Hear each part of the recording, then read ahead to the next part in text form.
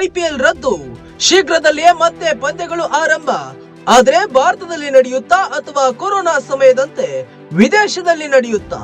ಹೌದು, ಇಂಡೋ ಪಾಕ್ ನಡುವಿನ ಉದ್ವಿಗ್ನತೆ ಹಿನ್ನೆಲೆ ಬಿಸಿಸಿಐ ಸೀಸನ್ 18ರ ಐಪಿಎಲ್ ಅನ್ನು ತಾತ್ಕಾಲಿಕವಾಗಿ ಸ್ಥಗಿತಗೊಳಿಸಿದೆ. ಪಾಕಿಸ್ತಾನದ ಉಗ್ರ ದಾಳಿಗಳಿಗೆ ಪ್ರತ್ಯುತ್ತರವಾಗಿ ಭಾರತ ಕೈಗೊಂಡ ಕ್ರಮಗಳಿಂದ ಈ ಉಂಟಾದ ಭದ್ರತಾ ಅಪಾಯದಿಂದಾಗಿ ಈ ನಿರ್ಧಾರ ತೆಗೆದುಕೊಳ್ಳಲಾಗಿದೆ. ಉಗ್ರ ಪೋಷಕ ಪಾಕಿಸ್ತಾನ ಭಾರತದ ಹಲವಾರು ನಗರಗಳ ಮೇಲೆ ಡ್ರೋನ್ ದಾಳಿ ನಡೆಸಿತ್ತು. ಆದರೆ ಭಾರತ ಪಾಕಿಸ್ತಾನಕ್ಕೆ ಸೂಕ್ತ ಪ್ರತ್ಯುತ್ತರ ನೀಡಿ ಅದರ ಕ್ಷಿಪಣಿಗಳು ಮತ್ತು ಡ್ರೋನ್ಗಳನ್ನ ಹೊಡೆದುರುಳಿಸಿತ್ತು.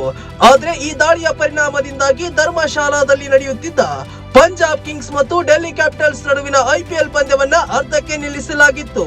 ನಂತರ ಇಂದು ಬಿಸಿಸಿಐ ಸಭೆ ನಡೆಸಿ ಕೇಂದ್ರ ಸರ್ಕಾರ ಮತ್ತು ತಂಡಗಳ ಎಲ್ಲಾ ಫ್ರಾಂಚೈಸಿಗಳು ಮತ್ತು ಪಾಲುದಾರರೊಂದಿಗೆ ಮಾತನಾಡಿದ ನಂತರ ಮುಂದಿನ ಐಪಿಎಲ್ ಪಂದ್ಯಾವಳಿಗಳನ್ನ ತಾತ್ಕಾಲಿಕವಾಗಿ ಸ್ಥಗಿತಗೊಳಿಸುವ ನಿರ್ಧಾರ ತೆಗೆದುಕೊಂಡಿದೆ.